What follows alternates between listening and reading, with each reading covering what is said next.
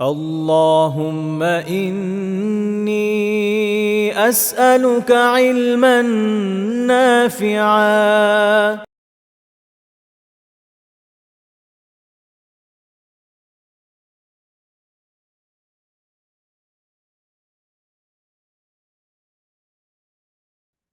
আসসালামু আলাইকুম রহমতুল্লাহি তাআলা ওয়া বারাকাতুহু। বিসমিল্লাহ ওয়ালহামদুলিল্লাহ ওয়াসসালাতু ওয়াসসালামু আলা রাসূলিল্লাহ ওয়া আলা আলিহি ওয়া আসহাবিহি ওয়া মান তাবিআহুম বিইহসানিন ইলা ইয়াউমিদ্দিন। আল্লাহুম্মা সাল্লি ওয়া সাল্লিম ওয়া বারিক আলা সাইয়্যিদিনা মুহাম্মদ ওয়া আলা আলিহি ওয়া আসহাবিহি আজমাইন। قال الله تعالى في القرآن المجيد: أعوذ بالله من الشيطان الرجيم، بسم الله الرحمن الرحيم بلسان عربي مبين، صدق الله العظيم. فقال رسول الله صلى الله عليه وسلم: خيركم من تعلم القرآن وعلمه. فقال أيضا: أفضل العبادة تلاوة القرآن، أو كما قال عليه الصلاة والسلام। ইলমান নাফিয়া একাডেমি কর্তৃক আয়োজিত আল কোরআন পড়ি শুরু থেকে এই কোর্সের আজকের ক্লাসে অংশগ্রহণকারী সকল দিনী ভাই ও বোনদের জানাই আন্তরিক শুভেচ্ছা ও অভিনন্দন। আমরা আমাদের কাঙ্ক্ষিত যে কোর্স বা যেই কোরআনের দার্স আমরা শুরু করতে যাচ্ছি, আজকে আমাদের প্রথম দার্স। আজকে আমরা প্রথম দার্স অর্থাৎ প্রথম যেই বেসিক বা প্রথম যে লেভেলটা সেটা হচ্ছে বেসিক, এবং বেসিক লেভেলের প্রথম যেই লেভেলটা হচ্ছে সেটা হচ্ছে প্রথম লেভেল, এবং সেই প্রথম লেভেলের প্রথম ক্লাস আজকে। আমরা ইতিমধ্যে যারা অলরেডি আমরা আমাদের প্রথম লেভেলের কোর্স বা কোর্স মডিউলটা আমরা দিয়েছি, প্রথম লেভেলের স্কেজুয়ালটা আমরা দিয়েছি, এবং সেখানে আমরা দেখেছি যে প্রথম ক্লাসে আমরা কি কি বিষয় নিয়ে কথা বলবো।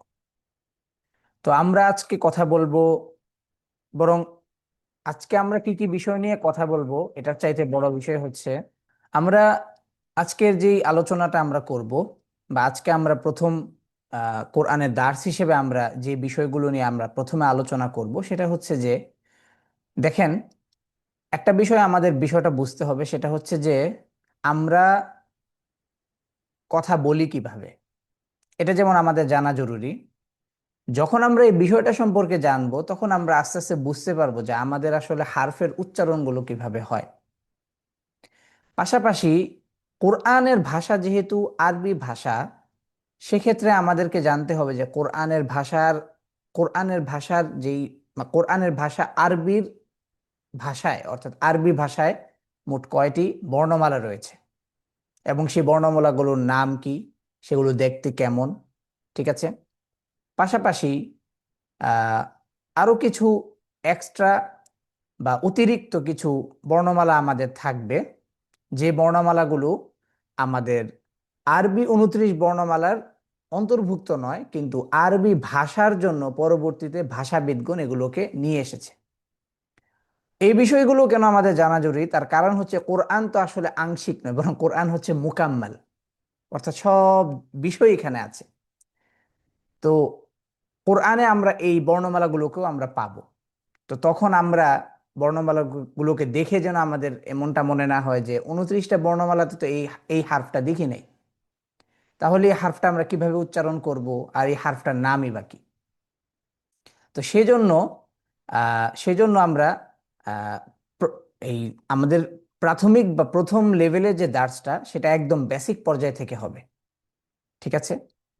তো আমরা আমাদের আর ভূমিকাকে লম্বা করব না, এখন আমরা আমাদের মূল দার্সের দিকে ফেরত যাব ইনশাআল্লাহ। তো প্রাথমিকভাবে আমরা আলোচনা করব বা আমরা প্রথমে জানব যে আমরা কিভাবে কথা বলি, আল্লাহ তাআলা আমাদেরকে কিভাবে কথা বলার মানে কথা বলার ক্যাপাসিটিটা আমরা কিভাবে আমাদেরকে দিয়েছেন। ঠিক আছে, সেটা আমরা দেখব।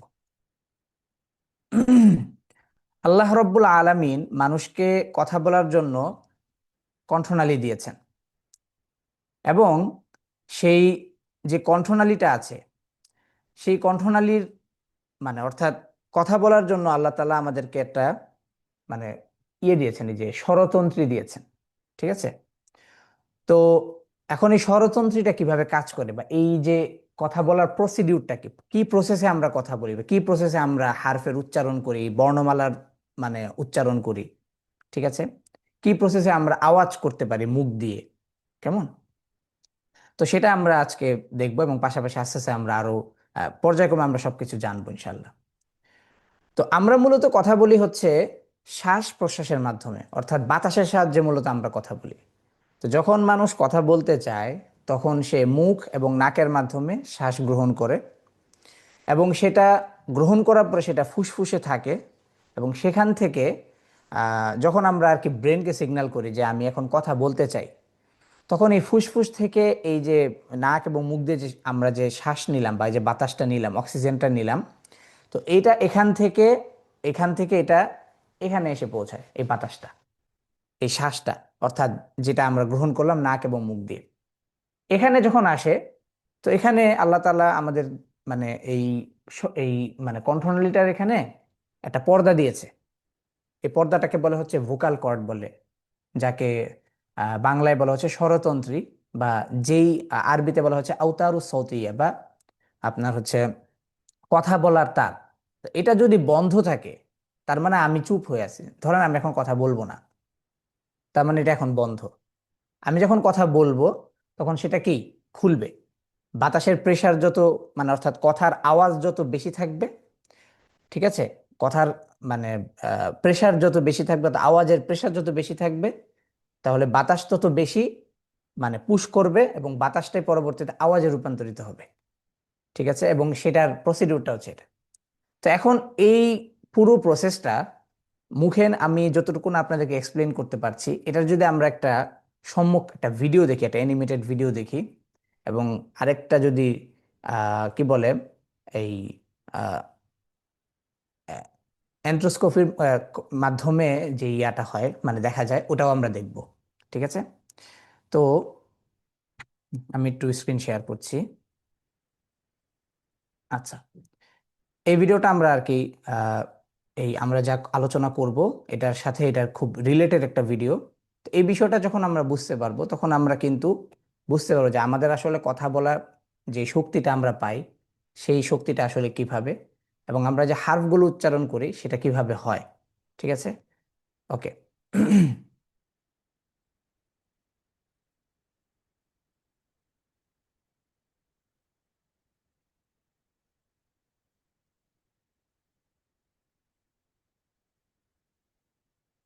আচ্ছা, এখন আমরা দেখব যে আমরা যে শ্বাস নেই, কথা বলার জন্য যে শ্বাস নেই, এই শ্বাসটা নেয়ার পর ফুসফুস থেকে এটা কি প্রসিডিওর মধ্যে দিয়ে এখানে আসে, কথা বলার আগে এটা কি প্রসিডিউরটা হয় দেখেন। এই যে ফুসফুস থেকে অর্থাৎ আমি ব্রেনকে সিগন্যাল করছি আমি এখন কথা বলতে চাই, আওয়াজ করতে চাই, তখন এই ফুসফুস তখন হচ্ছে আমি নাক এবং মুখে শ্বাস নেই, এটা ফুসফুসে থাকে, এখান থেকে আবার এটা এখানে পাস হয়। তো এটা যখন এখানে পাস হয়, যে আমি আমি নিজেও এখন আপনার সাথে কথা বলতেছি, আমার কিন্তু ওই যে আমিও কিন্তু শ্বাস নিয়ে নিয়ে কথা বলছি। তো এই যে যখন এটা পাস হয় এখানে যখন আসে, তখন এই যে দেখেন বাতাসের বাতাসের প্রেসার যত বাড়বে, এই আওতারু সৌতিয়া বা ভোকাল কর্ডটা তত বেশি খুলবে। ঠিক আছে? প্রেসার যত কম থাকবে, ভোকাল কর্ডের ভোকাল কর্ডটার তত কম খুলবে। ঠিক আছে? দেখেন।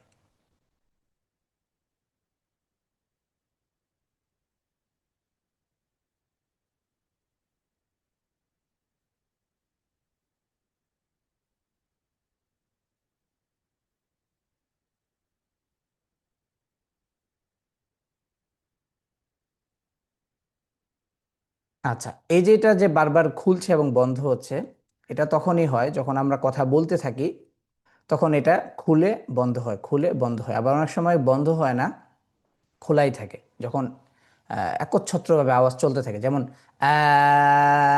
এই যে এটা আওয়াজটা চলছে, এর মাঝখানে কোনো ব্রেক হচ্ছে না, তখন এটা এইভাবেই খুলে থাকে।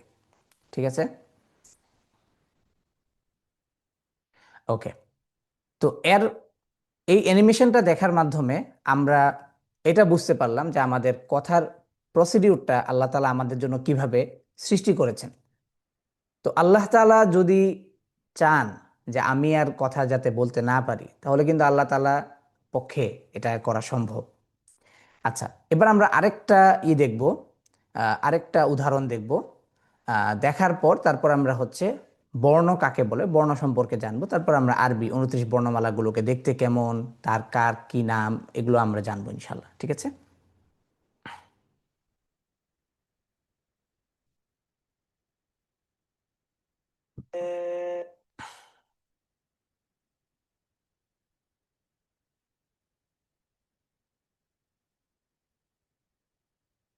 আচ্ছা,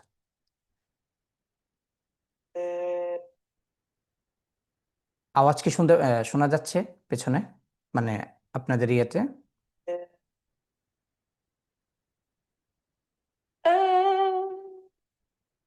জি, শোনা যাচ্ছে স্যার। ওকে।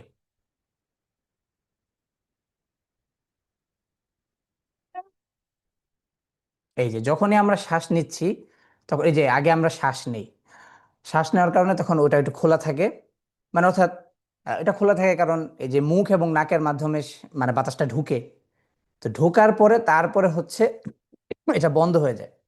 বন্ধ হয়ে যাওয়ার পর তারপরে এই যে ফুসফুস থেকে এটা প্রেস করে, এটা মানে এটা প্রেস করে, প্রেস করার পরে তারপরে আওয়াজের যত গতি বেশি থাকবে, এটা তত বেশি এভাবে থাকবে, খোলা থাকবে। এটার মানে আওয়াজের গতি বলতে আর কি, আওয়াজের প্রভাবটা যত বেশি থাকবে আর কি। আপনি যদি যত আস্তে কথা বলবেন, এটার তখন তত কম বাতাস লাগবে। অর্থাৎ ঠিক কাইন্ড অফ হচ্ছে গাড়ির মতো আর কি। আপনি গাড়ি আস্তে চালালে যেমন তেল কম খরচ হয়, দ্রুত চালালে ইঞ্জিন বেশি কাজ করে তেল বেশি লাগে, এটাও ঠিক এরকম। তো আল্লাহ তাআলা এই যে কথা বলার যে আমাদেরকে যে শক্তিটা আল্লাহ তাআলা দিয়েছেন, এবং এই যে কথা যে আমরা বলি, উচ্চারণ যে করি, তো এটার মূল প্রসিডিওরটা হচ্ছে এটা। তো এখন কথা হচ্ছে যে আচ্ছা, তারপর আমরা একটু ভিডিওটা একটু তাকমিল করি।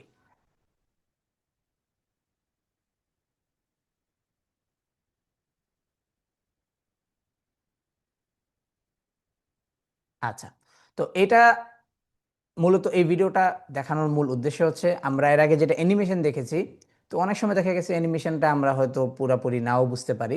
এজন্য আমরা একদম সরাসরি একটা মানবীয় শরীরের সাথে বা শরীরের ভিতরে এরকম কিছু একটা বিষয় দেখানোর চেষ্টা করা। তো এটা মূলত দেখানোর উদ্দেশ্য এটাই, যে আমাদেরকে আল্লাহ তাআলা যে কথা বলার বা আওয়াজ করার যে এই যে একটা সামর্থ্য দিয়েছেন, এই সামর্থ্যটা সম্পর্কে আমরা জানলাম।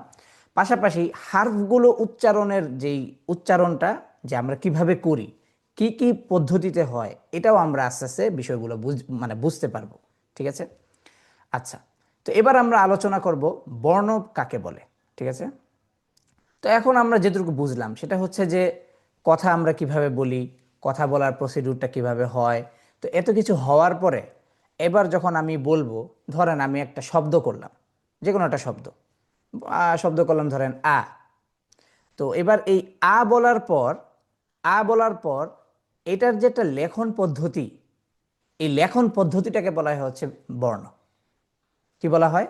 বর্ণ। আচ্ছা, যেমন ধরেন আমরা আ বললাম, তখন আমরা লিখলাম স্বর আ।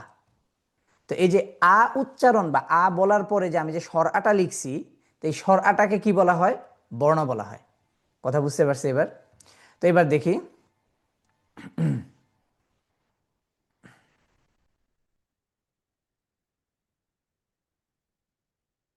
It's 5:15. আচ্ছা, বর্ণ কাকে বলে? বর্ণের পরিচয়। বর্ণ তাকেই বলা হয়, বর্ণ হলো মূলত হচ্ছে একটা আওয়াজ, যেটা আমি একটু আগে বললাম যে আমি আওয়াজ করলাম, এবং এই আওয়াজটার লিখিত রূপটাকেই বলা হচ্ছে বর্ণ। ঠিক আছে। তো মুখের বিভিন্ন অংশে এক এক ধরনের সাউন্ড হয়, অর্থাৎ এই যে বাতাসটা মানে শ্বাসটা, এটা কণ্ঠনালীর মুখের বিভিন্ন অংশে ধাক্কা লাগে, এই বাতাসটা ধাক্কা লাগে, লেগে একটা সাউন্ড সৃষ্টি হয়। যেমন এই যে একটা সাউন্ড সৃষ্টি হলো, এটা একটা সাউন্ড সৃষ্টি হলো, এটা একটা সাউন্ড সৃষ্টি হলো। কথা বোঝা গেছে? তো এক একটা সাউন্ড এক একটা ধরনের, এবং এই এক একটা ধরনের সাউন্ডকে যখন আমরা একটা লেখনের মাধ্যমে বোঝানোর চেষ্টা করি যে এই সাউন্ডটা মূলত এইরকম। যেমন উদাহরণস্বরূপ আমি যে বললাম যে আ। আ বলার পর এখন আমি এখানে লিখলাম আ এই যে উচ্চারণ করলাম, এই উচ্চারণের লেখনীটা হচ্ছে এই যে এটা, যেটা আমি বলছি সেটা আমি আবার লিখছি। তো এটাই বলা হচ্ছে যে বর্ণ হলো একটি আওয়াজ যা মুখের বিভিন্ন অংশে বা পয়েন্টে লেগে নির্দিষ্ট আওতা বা এরিয়ার মধ্যে একটি আওয়াজের সৃষ্টি করে। এক কথায় বর্ণ হলো লিখিত, মানে ধ্বনির লিখিত বা সাংকেতিক রূপকে বলা হয় বর্ণ। কথা বোঝা গেছে? তার মানে যেটা আমি আ বলতেছি, আ বলার পরে যেটা আমি লিখতেছি, যে আ উচ্চারণের পর আমি এরকম কিছু একটা দিয়ে এটাকে লিখছি, যেটা আসলেই বোঝা যাচ্ছে যে এটার মানে মানে এই মানে এই স্ট্রাকচারটা দেখে আমি মানে করতে পারতেছি, মানে হচ্ছে মানে তাসদিক করতে পারতেছি, বা এটাকে আমি শিওর করতে পারতেছি যে এটাই আমি উচ্চারণ করেছি, বা আমি যেটা উচ্চারণ করেছি এটার লিখিত রূপ হচ্ছে এটা। কথা বুঝতে পারছি? তো এখন কথা হচ্ছে যে আমরা যা দিয়ে লিখি, যা দিয়ে আমরা বলি, যা আমরা লিখি, যা আমরা বলি, সেটা যদি আমরা লেখায় রূপান্তর করি, সেই লেখনির যেই চিত্রগুলা হয় বা যেই স্ট্রাকচারগুলো হয়, এগুলাকে হচ্ছে বলা হয় বর্ণ। কেমন? আচ্ছা, আরবি ভাষায় তাহলে বর্ণ কতগুলো? আরবি ভাষায় বর্ণ হচ্ছে মোট 29টি। কয়টি? মোট 29টি বর্ণ রয়েছে। ওকে, আচ্ছা, এখন আরবি বর্ণমালা 29টা। এবার আরবি বর্ণকে, বর্ণ তো একটা বাংলা শব্দ, তাহলে বর্ণকে আমরা আরবিতে বলবো হচ্ছে হারফ। এটা এখন বলার দরকার নেই, আমরা জেনে রাখবো। আস্তে আস্তে আমাদের লেভেল যখন আস্তে আস্তে আরেকটু ইনক্রিজ হবে, তখন আমরা এই ধরনের অভ্যাসগুলো নিয়ে আসবো। ঠিক আছে? আরবি পরিভাষাগুলোকে আমরা ব্যবহার করব। তো এখন কথা হচ্ছে যে আরবি ভাষায় মোট বর্ণমালা রয়েছে 29টি। ঠিক আছে? তো এবার আমরা আরবি 29টি বর্ণমালা দেখতে কেমন, পাশাপাশি কার কি নাম, এর পুরোটা বিষয় আমরা জানার চেষ্টা করব ইনশাআল্লাহ। ওকে, আচ্ছা, এক নজরে আরবি 29 বর্ণমালা। আচ্ছা, তো প্রথমত আমরা যেই বর্ণমালাটিকে দেখতে পাচ্ছি সেটি হচ্ছে আলিফ। ঠিক আছে? এই বর্ণমালাটির নাম হচ্ছে আলিফ। এটা হচ্ছে তার স্ট্রাকচার, আর এটা হচ্ছে তার নাম। কেমন? ঠিক আছে? তো এখানে আমি আরবি নাম এবং পাশাপাশি বাংলা নামটা দিয়ে রেখেছি, যেহেতু এটা একদম প্রথম লেভেলের এবং প্রথম দার্স হিসেবে একজন ছাত্রের জন্য। তো এই বিষয়গুলো যেন আমরা বাংলা যারা পড়তে পারি, তারা যেন সাথে সাথে আরবি হারফের নামগুলো আমরা সাথে সাথে যেন মানে মনে রাখতে পারি। ঠিক আছে? আচ্ছা, এটাকে বলা হচ্ছে আলিফ। ঠিক আছে? এবং তার পরবর্তী যে হারফটা আছে, এই হারফটাকে বলা হচ্ছে বা। কেমন? এটা হচ্ছে তার স্ট্রাকচার, আর এটা হচ্ছে তার নাম, বা। কেমন? তার পরবর্তী হারফটি হচ্ছে তা। তা হারফটি, এটি হচ্ছে তার স্ট্রাকচার এবং এটি হচ্ছে তার নাম। এই হারফটির নাম হচ্ছে সা। আচ্ছা, সা হারফের যে নাম, এটা হচ্ছে তার নাম। কেমন? আপাতত আমরা বাংলা নাম দিয়ে এটাকে শেখার চেষ্টা করছি বা জানার চেষ্টা করছি। ওকে, এই হারফটির নাম হচ্ছে জিম। জিম হারফের স্ট্রাকচার হচ্ছে এটা, আর এই যে এটা হচ্ছে তার নাম, জিম। কেমন? এটা হচ্ছে হা। এটা হচ্ছে হা হারফের স্ট্রাকচার, আর এটা হচ্ছে তার নাম, হা। চাইলে আমরা এটাকে একটা সুন্দর নামেও ডাকতে পারি, আরেকটা নামে, সেটা হচ্ছে বড় হা। ঠিক আছে? আচ্ছা, খ। এটা হচ্ছে, এই হারফটির নাম হচ্ছে খ। এটা হচ্ছে তার স্ট্রাকচার, আর এইটা হচ্ছে তার নাম, খ। কেমন? আচ্ছা, এইটা হচ্ছে দাল। দাল, এটা হচ্ছে তার স্ট্রাকচার, আর এটি হচ্ছে তার নাম। কেমন? এবং তার পরবর্তীতে এটি হচ্ছে দাল, এবং এটি হচ্ছে তার স্ট্রাকচার, এবং এই যেটা হচ্ছে তার নাম। তাহলে এখন পর্যন্ত আমরা যে কয়টি হার্ফ পড়লাম, সেই হার্ফগুলো কি কি? কেউ আমার সাথে বলতে চায় বা পড়তে চায়?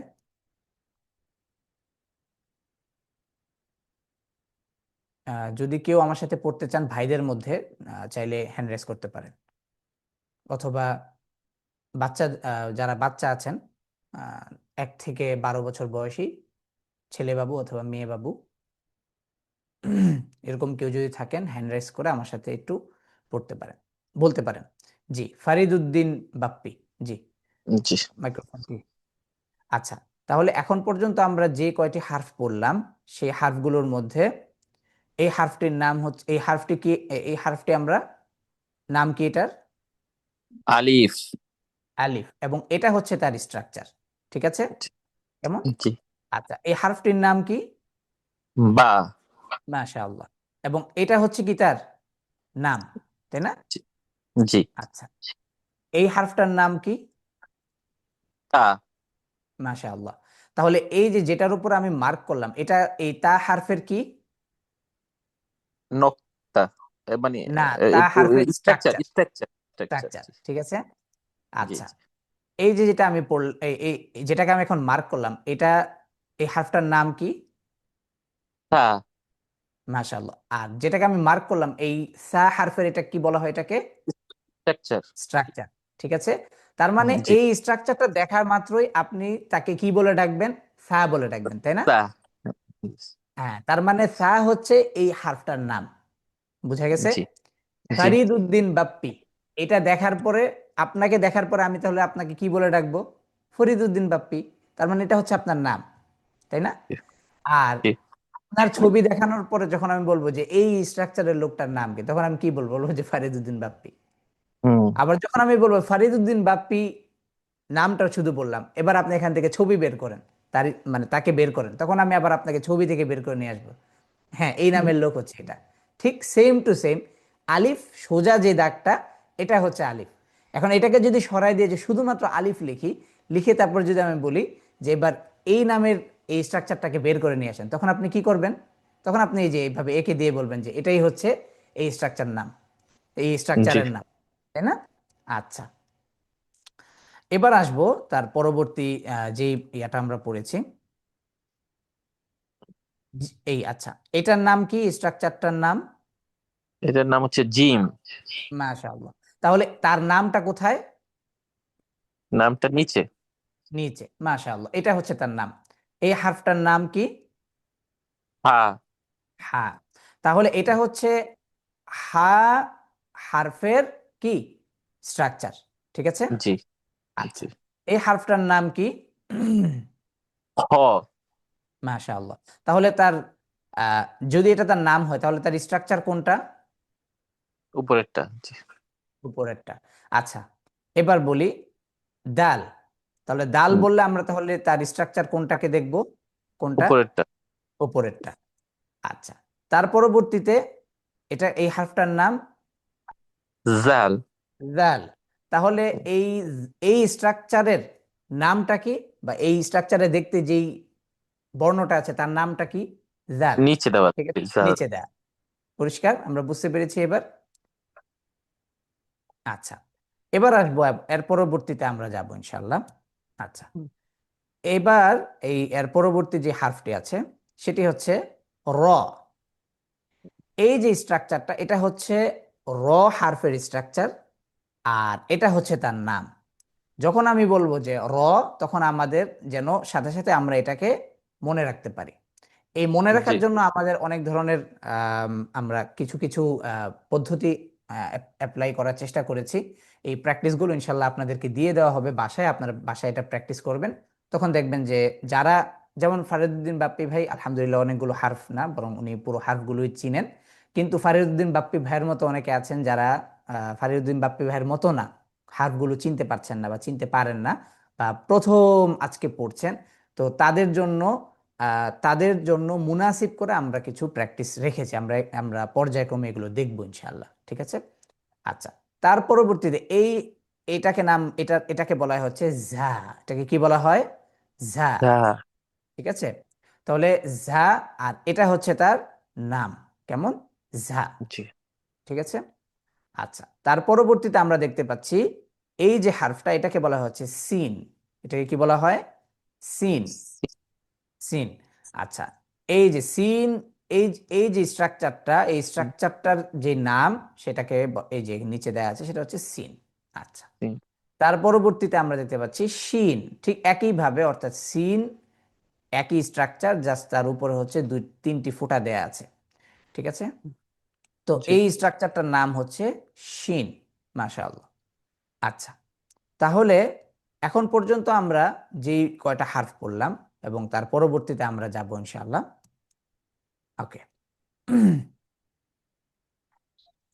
এই যে স্ট্রাকচারটা দেখতে পাচ্ছি, এই হারফটির নাম হচ্ছে সদ। এই বর্ণটার নাম কি? সদ। আচ্ছা, সদ এটা হচ্ছে তার নাম, আর এটা হচ্ছে তার স্ট্রাকচার। দদ এটা হচ্ছে তার নাম, আর এটা হচ্ছে তার স্ট্রাকচার। প এটা হচ্ছে তার নাম, আর এটা হচ্ছে তার স্ট্রাকচার। ঠিক আছে? ভ এটা হচ্ছে তার নাম, আর এটা হচ্ছে তার স্ট্রাকচার। তাহলে আমরা যদি ভ বলি, তাহলে সাথে সাথে আমাদের আহ, এই বিষয়টা মাথায় চলে আসবে যে ভ দেখতে এরকম, আর এইরকম স্ট্রাকচারের বর্ণটাকেই ভ বলা হয়। ঠিক আছে? বর্ণটার নাম হচ্ছে ভ। ঠিক আছে? ওকে, আচ্ছা। এর পরবর্তীতে আমরা দেখতে পাচ্ছি আইন। আচ্ছা, এই স্ট্রাকচারটাকে বা এই যে স্ট্রাকচার দেখতে পাচ্ছি এটাকে বলা হচ্ছে আইন, আর এটা হচ্ছে তার নাম। গইন এটা হচ্ছে তার স্ট্রাকচার, আর এটা হচ্ছে তার নাম। ফা এটা হচ্ছে তার স্ট্রাকচার, এটা হচ্ছে তার নাম। কফ এটা হচ্ছে তার নাম, আর এটা হচ্ছে তার স্ট্রাকচার। ওকে। ক্যাফ এটা হচ্ছে তার নাম, আর এটা হচ্ছে তার স্ট্রাকচার। ওকে।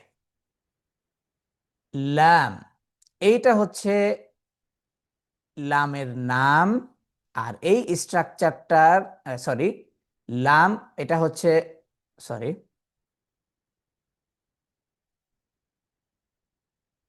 দুঃখিত। আচ্ছা, এই স্ট্রাকচারটার নাম হচ্ছে লাম, আর এটা হচ্ছে লাম হারফের নাম।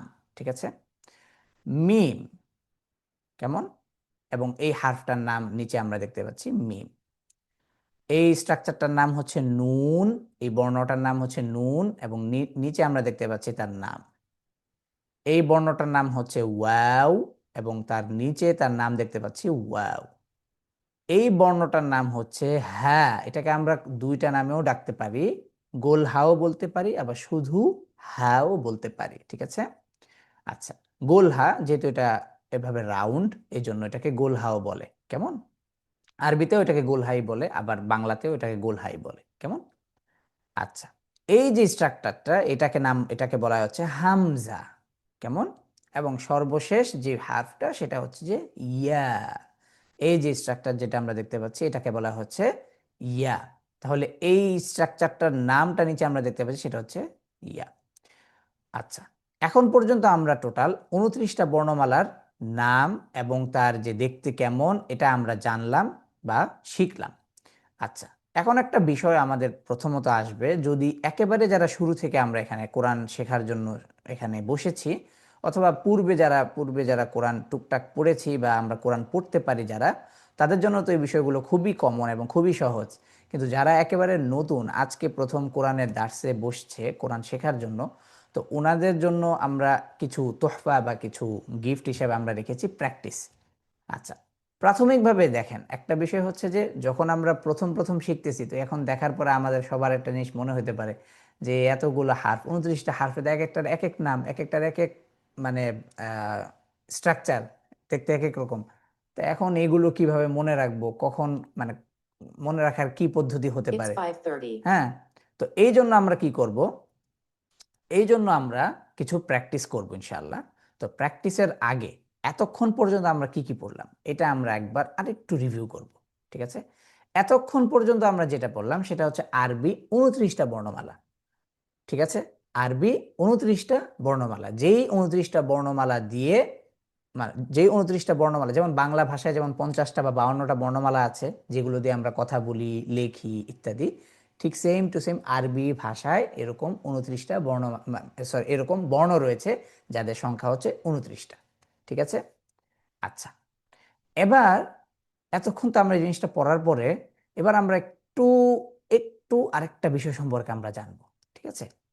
সেটা হচ্ছে যে যে প্রত্যেকটা ভাষায় বর্ণ এজন্যই আনা হয়েছে তার ভাষাকে মুকাম্মাল করার জন্য বা তার ভাষাকে পরিপূর্ণ করার জন্য। অর্থাৎ আমি একটা ভাষায় কথা বলছি, কিন্তু এই ভাষাটার কোনো লেখন পদ্ধতি নেই, তাহলে এই ভাষাটা কি জীবিত থাকতে পারে? পারে না। কেন পারে না? যেমন পশু পাখির ভাষা, এটা কি কখনো জীবিত থাকে? কেন থাকে না? কারণ পশু পাখি নিজে লিখতেও পারে না, তার ভাষাটা কেউ সহজে বুঝেও না, এটা বোঝা সম্ভব হয় না, এবং সেটা কেউ লিখতেও পারে না, এটা লেখা থাকে না। যার কারণে বাঘের ভাষা, পাখির ভাষা আমরা সহজে কিন্তু বুঝি না। কিছুদিন পাখির সাথে থাকলে হয়তো আমরা কিছুটা বুঝি, তার অভ্যাস বুঝি, সে কি চায়, এই ধরনের পাখি কি ধরনের অভ্যাসের সাথে চলে এটা বুঝি। কিন্তু পাখি আরেকটা পাখিকে কি বলছে সেটা কিন্তু আমরা বলতেও পারি না। আর যদি বলতে পারতাম বা যদি আমরা সেটা বুঝতাম, তাহলে আমরা একটা লিখতাম। ধরেন কাকের ভাষা, কাক, কাকের এতগুলো বর্ণমালা আছে ভাষার মধ্যে, কাক কিভাবে কথা বলে, এটা হইতো না? এটা কিন্তু হইতো। তার মানে একটা ভাষা তখনই মানে পরিপূর্ণতা পায় যখন সেই ভাষার মধ্যে কি থাকবে? বর্ণ থাকবে। অর্থাৎ ভাষাকে এক্সপ্লেন করা মুখে এবং লেখায়, দুইভাবে যখন এক্সপ্লেন করা যায় তখন সেই ভাষাটা জীবিত থাকে। কথা বোঝা গেছে? আচ্ছা, এবার তো এই যে 29টা বর্ণমালা আমরা পড়লাম, এই 29টা বর্ণমালা হচ্ছে ভাষার প্রাণ, আরবি ভাষার প্রাণ। আরবি ভাষাকে, আরবি ভাষাকে এরাই জীবিত রেখেছে। কেমন? আচ্ছা, এখন একটা বিষয় হচ্ছে যে, যেখানে একটা আমরা মানে শিরোনাম দেখতে পাচ্ছি যে ভাষার প্রয়োজনে আরবি ভাষায় যুক্ত হওয়া দুইটি অতিরিক্ত হারফ। তো সবাই কিন্তু মোটামুটি একটা মানে মানে একটা ইয়ের মধ্যে পড়ে গেছে যে, তাহলে এই 29টা বর্ণমালা তারা কি ভাষার প্রয়োজনে না, নাকি তারা ভাষার প্রয়োজনের বাইরে? আর এই দুইটা হারফ তারা ভাষার প্রয়োজনে আসলো, তাহলে এদের ব্যাপারে কেন ভাষার প্রয়োজনে বললো না? এর মূল কারণটা কি? আচ্ছা, এর মূল কারণটা হচ্ছে, মূলত আমি বলি আপনাকে, ভাষার মানে কিছু বিষয় থাকে, যেমন একটু মজা করে যদি বলি আর কি, দপ্তরবিহীন কিছু পদবি দেয়া হয়, বা অ্যাসিস্ট্যান্ট, প্রতিমন্ত্রী, এই জাতীয় কিছু জিনিস দেয়া হয়, যেগুলো আসলে তেমন বেশি ওয়ার্ক করে না, অ্যাজ অ্যাসিস্ট্যান্ট হিসেবে কাজ করে। তো মূল কাজ করে কে? মন্ত্রী। তো এখন কথা হচ্ছে যে 29টা বর্ণমালা হচ্ছে, এরা হচ্ছে মেইন মন্ত্রী, এরাই মূলত সংসদে বিল পাস করে, এরাই সবকিছু করে। তো এদের হয়ে কেউ কেউ কিছু কিছু কাজ করে, ঠিক আছে? তো একটা মন্ত্রী পরিষদ অথবা একটা একটা সভা অনেক সময় পরিপূর্ণতা দেওয়ার জন্য অনেক বাহিরের লোককেও অনেক সময় ওখানে স্থান দিতে হয়, অথবা এক্স মিনিস্টার, তাকে সম্মান করে ওখানে দিছে, যদিও তার এখানে তাকে এইভাবে মানে সম্মান না করলেও কোনো সমস্যা নাই, কিন্তু তারপরেও তাকে দেওয়া হচ্ছে। তো ঠিক তেমনি ভাবে ভাষায়, আরবি ভাষায় তার কিছু প্রয়োজনীয়তার সাপেক্ষে আরো দুইটা হারফ নিয়ে আসা হয়েছে, ঠিক আছে? এই দুইটা হারফ হচ্ছে কি? এই দুইটা হারফ হচ্ছে হামজাতুল ওয়াসল, আরেকটা হচ্ছে গোলতা, ঠিক আছে? একটা হচ্ছে কি? হামজাতুল ওয়াসল, আরেকটা হচ্ছে গোলতা। তো এই দুইটা হারফ 29টা বর্ণমালা, এরা হচ্ছে মূল ক্যাটাগরির অংশ। আর এই যে দুইটা হারফ, এরা হচ্ছে বিভিন্ন প্রয়োজনে এদেরকে ব্যবহার করা হয়, ঠিক আছে? পাশাপাশি এরা কেন মেইন 29টা বর্ণমালার মধ্যে আসতে পারে নাই? তার কারণ হচ্ছে উনি হচ্ছেন অ্যাসিস্ট্যান্ট। অ্যাসিস্ট্যান্ট আজকে আছে, কালকে আরেকজন হইতে পারে, মানে আমার ভালো লাগে না ওনাকে আমি মানে বাদ দিয়ে আরেকজনকে আমি অ্যাসিস্ট্যান্ট হিসেবে নিয়োগ করলাম। তো কাইন্ড অফ হচ্ছে এরা হচ্ছে এরকম। তো আরবি ভাষাবিদগণ ভাষার একটা বিশেষ প্রয়োজন দেখা দিছে, তখন ওনারা হচ্ছে এটাকে নিয়ে আসছেন। তাহলে এখন কথা হচ্ছে যে এই জিনিস আমার শিখার দরকার কি? এটা আমার আলোচনার কি করা দরকার? এই জন্যই করার দরকার, তার কারণ হচ্ছে এই দুইটা হারফকে আমরা কোরআনুল মাজিদেও আমরা পাবো। তো কোরআনুল মাজিদে যখন আমরা এই দুইটা হারফকে পাবো, তখন আমাদের একটা প্রশ্ন চলে আসবে যে এই দুইটা হারফ তাহলে কিভাবে পড়বো? এই হারফ দুটো তো আমরা 29টা হারফের মধ্যে দেখি নাই, আজকে হঠাৎ করে দেখতেছি।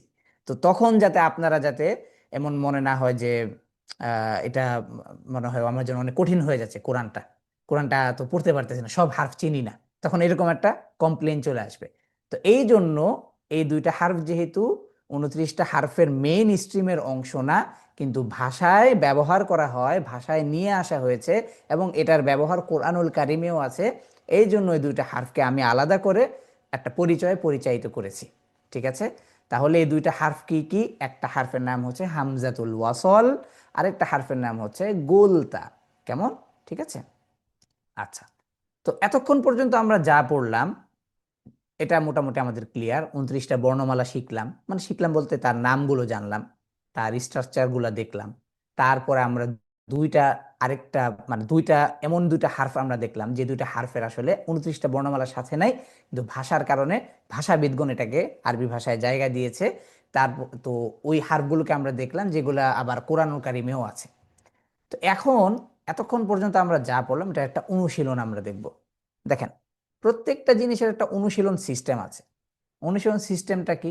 স্বাভাবিক ক্ষেত্রে আমরা যখন ছোটবেলায় যে কোনো কিছু মুখস্থ করতাম, আমাদের বাবা মা বা যারাই আমাদেরকে পড়াতেন, তা সবাই আমরা বলতাম যে পড়ো লিখো, পড়ো লিখো। কেন?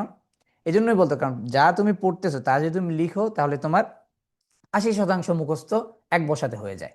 বাকি 20% মুখস্থ পরবর্তীতে রিভিশন করলে, কিছু এক্সাম দিলে, ওটাকে আবার প্র্যাকটিস করলে তখন বাকি 20% এটা তাকমিল হয় বা পরিপূর্ণতা আসে। ঠিক তেমনি ভাবে আমরা যে বর্ণমালাগুলো এতক্ষণ পর্যন্ত আমরা শিখলাম, এই বর্ণমালাগুলোকে যদি আমরা একটা আহ, লেখনির প্র্যাকটিস যদি আমরা করি, লেখার প্র্যাকটিস যদি আমরা করি, তাহলে কিন্তু আমাদের মানে এই বর্ণমালাগুলোকে আমরা কিন্তু আর ভুলবো না। আচ্ছা, প্র্যাকটিসটা আমি কিভাবে সাজিয়েছি দেখেন। প্র্যাকটিসটাকে আমি করেছি, প্রথমে আমরা যেহেতু পড়েছি আলিফ, তার মানে এখানে আমরা দেখতে পাচ্ছি আলিফ। এবার আলিফকে আমরা এখানে আমরা হচ্ছে কিছু মানে একদম বাচ্চাকালের মতো করে ডট ডট ডট দিয়ে এখানে আমরা হচ্ছে এটাকে একটা প্রাইমারি সেশন রেখেছি। তো এটাকে দেখা গেছে যে একজন মানুষ সোজা দাগ অনেক সময় দিতে পারেন না, তো এবার হচ্ছে এই ডট ডট যেটা আছে বা এই যে বিন্দু বিন্দু, এটাকে ফলো করে করে যদি সেভাবে উনি করেন, তো এইভাবে করে যদি উনি আলিফকে যদি পুরো পেজটাতে যদি এখানে দুইটা লাইনে এখানে এই করা আছে এটা যদি প্র্যাকটিস করে, তাহলে প্র্যাকটিস করার পর দেখা গেছে যে ওনার আর এই আলিফ বর্ণটার স্ট্রাকচার লেখা আঁকা এটা আর ওনার মধ্যে কি থাকবে না, মানে আহ, আহ, কমতি থাকবে না, বা এটা মানে উনি ভুলবেন না আর কি। ঠিক আছে? ঠিক তেমনি ভাবে আমরা প্রত্যেকটা হারফের ক্ষেত্রে বা, তা, সা, ঠিক আছে, তারপর হচ্ছে আমরা হা, তারপর হচ্ছে জিম। তো এখানে আমরা হা লেখার ক্ষেত্রে আমরা মানে হা বোঝানোর ক্ষেত্রে প্রথমে আমরা এরকম একটা মানে রেখেছি, এটা একটা ফার্স্ট অংশ, তারপরে আরেকটা নিচের অংশ। তো এটা দিয়ে একটু বোঝানোর চেষ্টা করেছি যে এই দুইটা জিনিস কিভাবে কানেক্ট করে মানে লিখতে হয়। তো চাইলে আবার এটা যদি কেউ নাও বুঝে আসে, এখানে হাত ঘুরালেই বিষয়টা সহজ হয়ে যাবে। ঠিক আছে? এভাবে করে প্রত্যেকটি হারফে আমরা কি রেখেছি, প্র্যাকটিস রেখেছি। তো এই প্র্যাকটিসগুলো যখন আমরা করব, তখন আমাদের আরবি বর্ণমালার যে স্ট্রাকচারটা যে মনে থাকে না, এই জিনিসটা আমাদের আর ভুলে যাওয়ার কোনো সুযোগ নাই। ঠিক আছে? আচ্ছা, এভাবে করে আমরা প্র্যাকটিস সেশনটা আমরা বাড়ির কাজ হিসাবে নিব। নিয়ে তারপর আমরা যেটা করব সেটা হচ্ছে যে তারপর আমরা আরেকটা অনুশীলন সেশন রেখেছি। অর্থাৎ এতক্ষণ পর্যন্ত আপনি যেই প্র্যাকটিসটা করেছেন সেই প্র্যাকটিসটা ছিল মানে একদম বেসিক বাচ্চাদের মতো করে প্র্যাকটিস। তো এবার এই প্র্যাকটিসটা করার পরে আমরা যেটা করব সেটা হচ্ছে যে একটা খাতার মতো করে আমরা এটাকে সাজিয়েছি। তো এই খাতার মতো করে এখানে কি হবে, এখানে আমরা কিভাবে প্র্যাকটিসটা করব পরবর্তীতে আর কি, যে হাত ঘুরিয়ে ঘুরিয়ে তো আমরা লিখলাম, এবার আমরা হচ্ছে কোনো ধরনের ডিরেকশন ছাড়া আমরা সরাসরি লিখব। তো এখানে আমরা কি করব, প্রথমে আমরা অনুশীলনটা এভাবে করব যে যে আরবি লেখা খাতার ডান পাশ থেকে শুরু করতে হয়। তার মানে কি?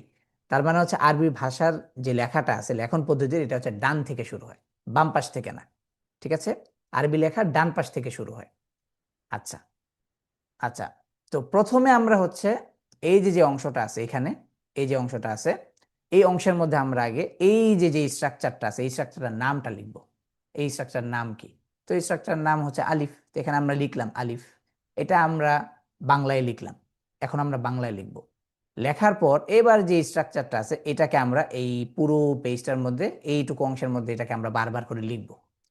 তো বারবার করে যখন আমরা এটাকে লিখব, তখন আমরা আমাদের আমাদের যে এই যে মানে এই যে বর্ণ ভুলে যাওয়ার যে একটা বিষয়, বা বর্ণকে মনে না মানে মনে থাকে না, বর্ণের উচ্চারণটা সরি বর্ণের নামটা মনে থাকে না, বর্ণের স্ট্রাকচারটা মনে থাকে না, এই বিষয়গুলো আস্তে আস্তে আমাদের কি হয়ে যাবে, কাভার হয়ে যাবে। কেমন? তো এইভাবে করে আমরা আরবি 29টা বর্ণমালার এভাবে করে আমরা অনুশীলনটা সাজিয়েছি, এবং পাশাপাশি যে দুইটা বর্ণ এক্সট্রা ভাষার প্রয়োজনে এসেছে এটাকেও আমরা এখানে সাজিয়েছি। কেমন? তো এখানে আমরা হচ্ছে হামজাতুল ওয়াসলকে যখন আমরা লিখবো তখন বাংলায় লিখবো, যেখান থেকে দেখে দেখে লিখবো হামজাতুল ওয়াসল, এটা এখানে এখানে লিখে দিব। তো এখানে আমি একটা প্রশ্নবোধক চিহ্ন রেখেছি যে এই বর্ণটার নাম কি, তখন এখানে আপনি লিখবেন হামজাতুল ওয়াসল। লেখার পর তারপর এই যে স্ট্রাকচারটা আছে আলিফ দিবেন, তারপর উপরে একটা এই সদের মাথাটা দিয়ে দিবেন। ঠিক আছে? এভাবে করে আপনি হচ্ছে এই খাতাটা পরিপূর্ণ করবেন। তো এইভাবে যখন আমরা খাতাটাকে পরিপূর্ণ করতে পারবো, তো এতক্ষণ আমরা প্র্যাকটিস করলাম, এতক্ষণ আমরা লিখলাম, এতক্ষণ আমরা মানে কয়েকটা পদ্ধতিতে কয়েকটা সিস্টেমে আমরা এটাকে করলাম। তো এটা করার পরে তখন আমরা কি করব, এরপরে আমরা যেটা হবে সেটা হচ্ছে আমরা একটা কুইজ সিস্টেম রাখবো, সেটা হচ্ছে আগামী ক্লাসে। তো আগামী ক্লাসের আগ পর্যন্ত যারা আরবি বর্ণমালা ভালো পারি আলহামদুলিল্লাহ, যারা পারি না তাদের জন্য আমরা একটা এরকম একটা প্র্যাকটিস আমরা দিয়ে দিব গ্রুপে। ওটাকে দেখে দেখে, অথবা আপনি চাইলে ওটাকে প্রিন্ট করে নিজের সুবিধার জন্য প্রিন্ট করে আপনি ওখানে ওইভাবে করে লিখে তারপর কি করতে পারেন, কি বলে, আমাদের গ্রুপে জমা দিতে পারেন। ঠিক আছে? তো গ্রুপে জমা দিলে, অথবা হ্যাঁ গ্রুপে জমা দিলে তখন আমরা ওখান থেকে দেখে নিলাম যে আপনি কতটুকু আপনার অগ্রগামী হলো, আপনি এই জিনিসগুলো সহজে মানে আয়ত্ত করতে পারছেন কিনা। এই প্র্যাকটিস যখন হবে তখন আমরা কিছু কুইজ সিস্টেম রাখবো। এই কুইজ সিস্টেমে আমরা মানে তখন আমরা হচ্ছে কিছু এলোমেলো ইয়ে দিয়ে দিব। মানে ধরেন কুইজটা এরকম থাকবে যে এই যে এরকম থাকবে যে এখান থেকে নিচের কোন হারফটা বা, এখান থেকে আপনি খুঁজে বের করবেন, বলবেন যে এটা হচ্ছে বা। কেমন? ঠিক আছে? তো এইভাবে করে যখন আমরা একটা হারফের একটি একটা কি বলে, এভাবে যখন আমরা হারফের অনুশীলনগুলো আমরা করব বা হারফের প্র্যাকটিস যখন আমরা করব, তখন আমাদের হারফগুলোর নাম এবং তার স্ট্রাকচার কোনোভাবেই ভুলে থাকার কোনো চান্স নেই। তো এই ছিল আজকের আলোচ্য বিষয়বস্তু। আজকের এই আলোচ্য বিষয়বস্তুর মধ্যে আমরা কি কি বিষয় জানলাম? প্রথমত আমরা জানলাম আল্লাহ তাআলা আমাদেরকে কিভাবে কথা বলার ক্ষমতা দিয়েছেন, কিভাবে আমরা কথা বলি এই বিষয় সম্পর্কে আমরা জানলাম। তার পরবর্তীতে আমরা জানলাম যে আল্লাহ রব্বুল আলামিন এই যে ভাষা, এই ভাষাটার মধ্যে কি কি বিষয় আছে। যেমন প্রাথমিকভাবে থাকে হচ্ছে তার যে আওয়াজ, আমি যে আওয়াজ করছি এই আওয়াজের কি প্রতিফলন, মানে কি প্রতিফলন মানে কি, আমি যে আওয়াজ করছি তার লেখন পদ্ধতি। তো যেটা আমি যেটা আমি লিখবো সেটাকে কি বলা হয়, বর্ণ বলা হয়। তার মানে আমরা বর্ণ সম্পর্কে জানলাম। তাহলে বর্ণ কাকে বলে? বর্ণ তাকেই বলা হয় যা আমি বলি তার লিখিত রূপকেই বর্ণ বলা হয়। ঠিক আছে? ওকে। তার পরবর্তীতে আমি জানলাম যে যেহেতু আমরা কোরআন শিখছি বা কোরআন শেখার জন্য আমরা এখানে যুক্ত হয়েছি, তো এখানে আমাদের মূল মাকসাদ বা মূল আলোচ্য বিষয় থাকবে হচ্ছে কোরআন রিলেটেড সবকিছু। তো এখানে আমরা আরবি ভাষা রিলেটেড সবকিছু। তো কোরআনের ভাষা যেহেতু আরবি, তার মানে এখন আরবি ভাষায় মোট বর্ণমালা রয়েছে 29টি। এই 29টি বর্ণমালা কার কি নাম, কাকে দেখতে কেমন লাগে, ঠিক আছে, এটা আমরা জানলাম, এটা আমরা শিখলাম। তারপর আমরা কিছু প্র্যাকটিসের নমুনা দেখলাম, যে এই প্র্যাকটিসগুলো দেখার মধ্য দিয়ে আমাদের এই বিষয়টা ক্লিয়ার হয়ে গেল যে বর্ণমালাটা কিভাবে লিখতে হবে, কাকে কিভাবে কার কি নামে ডাকতে হবে, কার কি আকৃতি বা স্ট্রাকচার আছে। তো এই বিষয়গুলো যদি আমরা অনুসরণ করতে পারি বা অনুশীলন করতে পারি, ইনশাআল্লাহ আমাদের আরবি বর্ণমালার যে সিঙ্গেল তার যে একটা আইডেন্টিটি আছে এটা আর আমাদের ভুলার কোনো সম্ভাবনা নেই। আল্লাহ তাআলা আমাদের এই কোরআনের প্রথম দার্সে অংশগ্রহণ করে এবং কোরআনের প্রথম দার্সে বসার যে তৌফিক দিয়েছেন এই জন্য সবাই শুকরিয়া আদায় করি, আলহামদুলিল্লাহ রাব্বিল আলামিন। এবং পাশাপাশি আল্লাহ তাআলার কাছে আমরা বেশি বেশি তৌফিক কামনা করি It's যে আল্লাহ রাব্বুল 5:45. আলামিন বলেছেন যে দুঃখিত, রাসূল পাক সাল্লাল্লাহু আলাইহি ওয়াসাল্লাম বলেছেন যে খয়রুকুম মান তাআল্লামাল কুরআনা ওয়া আল্লামা, যে কোরআন শিখে এবং যে কোরআন শেখায় উভয়ই হচ্ছেন কি সবচেয়ে বেশি উত্তম, উভয়ই হচ্ছেন কি মানে খয়রুন নাস, ঠিক আছে, সবচেয়ে উত্তম মানুষ। আল্লাহ তাআলা আমাদেরকে উত্তম মানুষ হয়ে তার রবের কাছে যাওয়ার তৌফিক দান করুক, আমিন। হাযা মা ইনদি, ওয়াসসালামু আলাইনা ওয়া আলা ইবাদিল্লাহিস সালিহিন।